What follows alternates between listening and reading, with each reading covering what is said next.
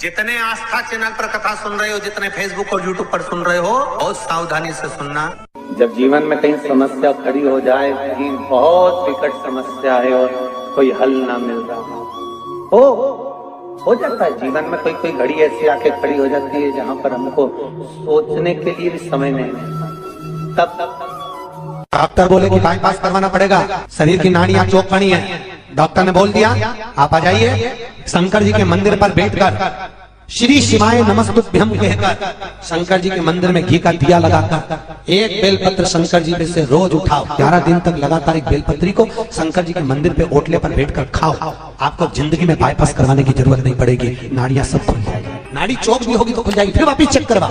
शंकर जैसा दयालु दुनिया में नहीं हो सकता साहब। भगवान शंकर ने माता पार्वती से कहा था, पार्वती जब मनुष्य रोग से ग्रसित होगा, ये मानव का शरीर जब रोगों से घिर जाएगा, तब तेरे फेंके हुए कुंदुक नाम का अगर वो स्मरण करेगा और कुंद का ईश्वर का नाम लेकर एक लोटा जल लाल चंदन मिलाकर मेरे शिवलिंग पर समर्पित करेगा तो वो रोग से मुक्त हो जाएगा। श्री शिवाय नमस्तुभ्यम, सब बोलिए एक बार जमकर, श्री शिवाय नमस्तुभ्यम। प्रैक्टिकल जरूर करना, कहीं सियोर वाला महाराज झूठ तो नहीं बोल रहा। शास्त्रों की बातें हमारे जीवन में हमें सुख प्रदान करे, इसलिए इस भाव का आनंद करते हुए आज की कथा को विराम देते हैं। श्री शिवाय नमस्तुभ्यम। मेरे चैनल को सब्सक्राइब करें, बेल आइकन प्रेस करें, जिससे कि आपको लेटेस्ट वीडियो की नोटिफिकेशन मिल जाएगी। में जब दिया लगाओ और मंदिर में जब दीप प्रज्वलित करो, उस समय पर जब मंदिर में दीप लगाएं और मंदिर में जब दिया प्रज्वलित करें, अगर गोल बाती है तो वो तो दिए के बीच में ही होगी, फूल बाती है तो वो दिए के बीच में होगी। और मान लो अगर लंबी बाती लेकर गए हो, लंबी बाती को लेकर पहुंचे हो, तो अगर दीप लगा रहे हो, कामना रखकर लगा रहे हो कि मेरी ये कामना है, तो वो दीप का बाती का मुख अपनी ओर रखना, पर कोई कामना नहीं। हम भगवान को केवल इसलिए रिझा रहे हैं कि मेरा भोलेनाथ मेरा भंडार भरे और मेरे घर में सुख समृद्धि दे। तो दीप की बाती का मुख भगवान की ओर होना चाहिए कि हमने तेरे भरोसे पर छोड़ दिया। अब हम किसी से नहीं पूछेंगे कि हमें क्या करना है, ये दीप की जो बाती का मुख है वो आपकी ओर है। अर्थात मेरा जो जीवन है, मेरा जो संपूर्ण परिवार है, मेरा जो कुटुंब है, मेरा जो कबीला है, मैं जिस घर में निवास करती हूं, मैं जिस घर में रहता हूं, उस घर का संपूर्ण कारभार सब तुम्हारे भरोसे पर है। तो बाती का मुख कहां हो गया? भगवान की ओर हो गया। बाती का मुख फिर भगवान की ओर। पर ज्यादातर लोग दिया जो लगाते हैं ना, वो अपनी ओर बाती करके ही लगाते हैं। मतलब इनकी कामना चलती ही रहती है 24 घंटे। कुछ कुछ कामनाएं इनकी जागरूक रहती है, इनकी कामनाएं निरंतर रहती है। पर उस बाती में जब आप अपना संपूर्ण परिवार, संपूर्ण अपने परिवार का दुकान हो, धंधा हो, व्यापार हो, व्यवसाय हो, चाहे आप जितना भी कार्य कर रहे हो, फैक्ट्रियां चला रहे हो, वो सब अपने भगवान के भरोसे पर दे दिया, भगवान की ओर दे दिया। तो इसका मतलब ये नहीं है कि बाती का मुख भगवान की ओर हो तो तुम भगवान के बिल्कुल करीब में ही बाती का मुख कर लगा दो और भगवान को मालूम पड़े चोट लग जाए, ऐसा भी नहीं। जब भी दिया लगता है, आप बहुत ध्यान देना महाराज, अगर भगवान जिस स्थान पर बैठे हुए हैं, अगर दिया हमको रखना है, भगवान जहां विराजमान है, दीप जब भी रखा जाता है भगवान के सामने, तो अपन जहां विराजमान है उससे भगवान और अपने बीच में कम से कम 2 बीता की दूरी तो होना ही चाहिए, जिससे भगवान को भी चोट ना लगे, भगवान को भी घात ना लगे। तुलसी महारानी को जो दिया लगाया जाता है, वो तुलसा महारानी से दूर लगाना चाहिए। तुलसी के क्यारे में दीप लगाने का प्रमाण नहीं है कि तुम तुलसी के क्यारे के अंदर दिया लगाओ। पहले तो ऐसा नियम था कि तुलसी का जो क्यारा बनता था, उसमें एक नीचे अलग से दिया रखने की जगह बनती थी, तो उसमें दिया रख दिया जाता था। आज के जमाने में इतनी जगह ही नहीं कि वह में रखो, तो लोग वो कुंडा में धर के आ जाए। अब वो कुंडी में रख के आए, मालूम पड़े तुलसी महारानी का पत्ता मुरझा जाता है, तुलसा महारानी भी ऐसी मूर्छित हो जाती है, तुलसा महारानी भी चारों तरफ से वो दिए की लो से जल जाती है। ऐसा दीप लगाने का कोई फायदा नहीं। ऐसे दीप की कोई महत्वता नहीं है। किसी को कष्ट देकर, किसी को परेशान कर कर, देवता हो चाहे आप हो, आप किसी को कष्ट देकर, किसी को परेशान कर कर अगर भजन कर रहे हो तो उसका कोई सुख नहीं है हमारा, उसका कोई आनंद नहीं है। किसी को भी कष्ट देकर अगर आपने भजन भी किया, यज्ञ भी करा, दान भी करा, पुण्य भी करा, सत्कर्म भी करा, भजन भी करा, उसका कोई तत्व नहीं। शाम को 4 बजे से लेकर 7 बजे के बीच में शंकर और पार्वती के भ्रमण का समय रहता है। मेरे देवाधिदेव महादेव और माता पार्वती के भ्रमण का समय, भगवान शंकर पार्वती घूमने को निकले। इसलिए हमारा सनातन धर्म कहता है शाम के समय पर माताओं को झाड़ू नहीं लगाना चाहिए, शाम के समय पर माताओं को चूड़ी बिछिया नहीं बदलना चाहिए, शाम के समय पर माताओं को मांग में सिंदूरा नहीं भरना चाहिए, शाम के समय पर माताओं को बाल नहीं बांधना चाहिए, शाम के समय पर माताओं को चौखट पर नहीं बैठना चाहिए। उसका कारण क्या है? क्योंकि पार्वती जी ने भगवान भोलेनाथ जी से कहा था कि तुम मुझे रोज शाम के समय प्रदोष काल में भ्रमण के लिए लेकर जाते हो, मेरे लिए आज्ञा क्या है? शंकर भगवान ने कहा सुनो पार्वती, मंदिर के अंदर नंदी रहता है, जाने वाला यात्री जब मंदिर में मेरा दर्शन करने आता है तो नंदी के कानों में कहकर जाता है कि शिव जी को मेरे यहाँ लेकर आना।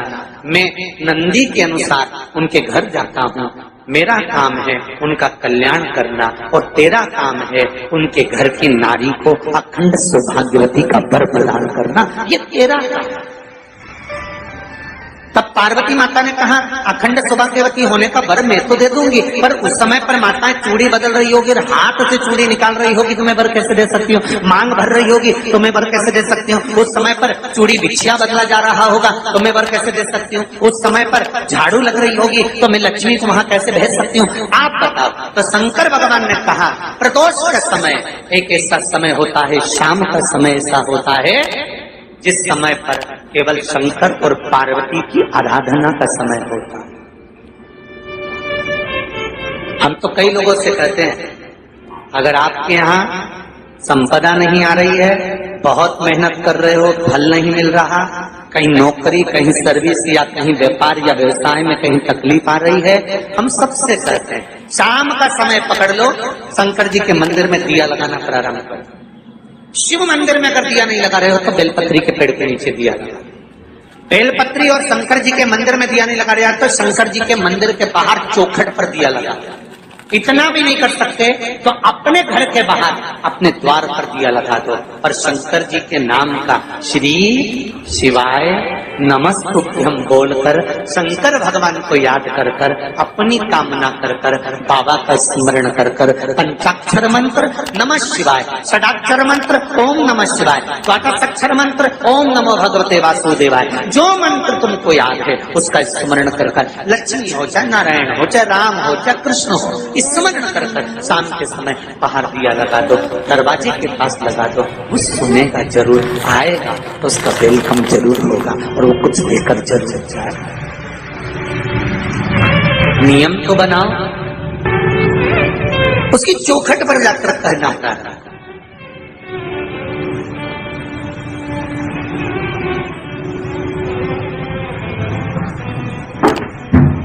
बृहस्पति महाराज ने कहा कि शाम का समय जो प्रदोष का समय होता है उस समय पर इंद्रदेव तुम शंकर जी की आराधना करो। शिव आराधना से शंकर जी जो मार्ग प्रशस्त करेंगे, शिव आराधना से जो शंकर जी कहेंगे वो तुम करना, ठीक है? आराधना करी बाबा भोलेनाथ जी।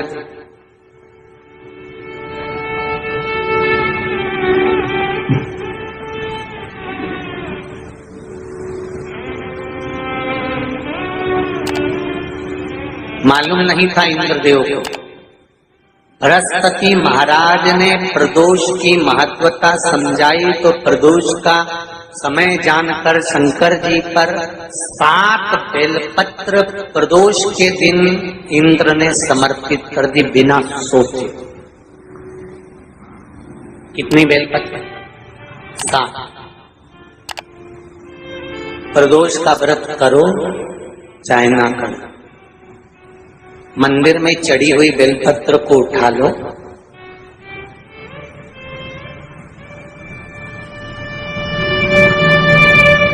बेलपत्र का ब्रह्म कमल बना लो।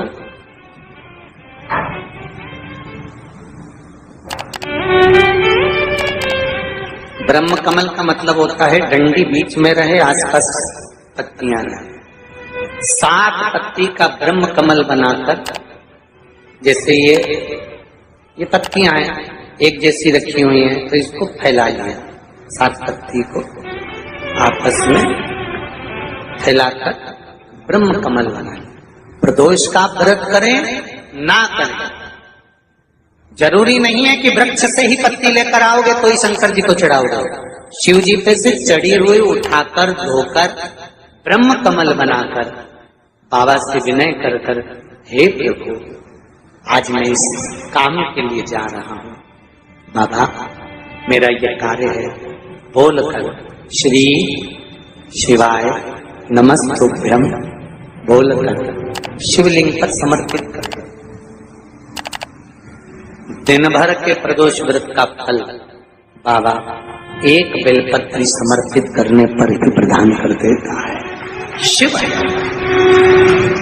प्रदोष व्रत कर रहे हो उससे बढ़कर कोई प्रसन्नता नहीं, पर नहीं कर रहे तो प्रदोष के दिन या 12 महीने शिवरात्रि आती है। श्री शिवाय नमस्तुभम, हर हर महादेव। कैसे हैं आप सभी लोग? आशा करती हूँ आप सभी बहुत अच्छे होंगे। देखिए, जो भी मेरे चैनल पर पहली भाई बहन पहली बार आए हैं वह मेरे चैनल को सब्सक्राइब कर लें। मेरी वीडियो कैसी लगती है कमेंट में हर हर महादेव लिखना ना भूलें। देखिए, आज का उपाय बहुत ही अच्छा उपाय बताया है। प्रदोष काल में अगर आप एक दीप अपने दरवाजे पर लगाते हैं तो धन का आपके यहाँ भंडार भर जाएगा, लक्ष्मी का आगमन होगा। कहते हैं प्रदोष काल में शिव पार्वती भ्रमण के लिए निकलते हैं तो नंदी के कान में जाकर अगर आप मंदिर जाते हैं तो उनके कान में अवश्य कह के आए कि भ्रमण के लिए आप शिव जी और पार्वती को लेकर आते हैं प्रदोष काल में शाम के टाइम, तो हमारे यहाँ अवश्य लेके आए। तो ऐसे कान में कह के आना है नंदी के कान में, और आपको आना है घर। शाम को आपको एक दीप लगाना है, शाम को अपने दरवाजे के पास लंबी बाती का लगाना है घी का, और आपको प्रचलित करते समय यही बोलना है कि हे नंदी बाबा, आप शिवजी पार्वती को भ्रमण करने के लिए लेके आए हैं तो हमारे यहाँ उनको लेकर अवश्य आएं। पृथ्वी पर प्रदोष काल में शिवरात्रि में एकादशी पर शिव पार्वती पृथ्वी पर भ्रमण के लिए आते हैं, तो इसलिए आपको दरवाजे पर एक घी का दीपक अवश्य ही लगाना चाहिए। इससे आपके यहाँ धन में बरकत होगी, आपके यहाँ धन संपदा खूब बढ़ेगी, कोई भी कष्ट बीमारी नहीं रहेंगी, आपके धन संपदा की जो भी कमी है वो कमी पूरी होगी। जिस व्यक्ति के यहाँ धन की बहुत कमी है, कष्ट बहुत ज्यादा है, विपदा आ पड़ी है, समझ नहीं आ रहा है क्या करें, तो प्रदीप मिश्रा जी ने शिव पुराण में बता दिया है कि अगर आपके यहाँ ये सब परेशानियां हैं तो आप एक उपाय अवश्य कर लें। प्रदोष काल में एक दीपक अवश्य लगाएं। देखिए, अगर आप मंदिर नहीं जा सकते या आप शिवालय नहीं जा सकते, बेलपत्र के पेड़ के पास दीप नहीं लगा सकते, तो एक अपने दरवाजे पे अवश्य ही लगा दें। देखिए, वैसे बहुत ही शुभ उपाय बताया गया है कि बेलपत्र का पेड़ अगर आपको कहीं मिल जाए तो उस पे एक दीप प्रदोष काल में आप शाम के टाइम जरूर लगा कर आएं। इससे आपके यहाँ जो भी धन की कमी है वो पूरी हो जाएगी, जो भी आपके यहाँ कष्ट है वो समाप्त हो जाएगा, आपकी जो भी मनोकामनाएं वो पूर्ण अवश्य ही हो जाएंगी। प्रदीप मिश्रा जी ने अपनी कथा में ये भी बताया है, उनका ही उपाय सुनकर मैं आपको बताने का प्रयास कर रही हूँ।